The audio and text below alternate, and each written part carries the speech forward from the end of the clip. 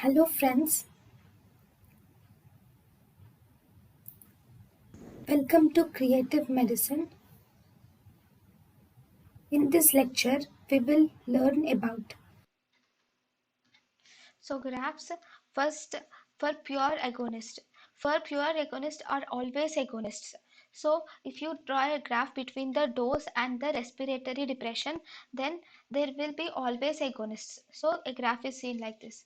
Then for dose and respiratory depression, if we draw a graph for mixed opioids, these are actually agonists at low doses to kappa receptors.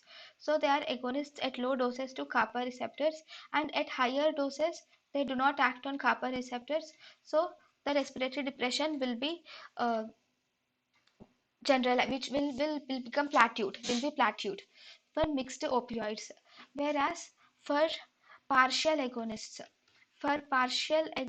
if you draw a graph between the dose and the respiratory depression, partial agonists at lower doses, they are partial agonists on new receptors, and after that their effect becomes plateaued. So this is called as ceiling of respiratory depression.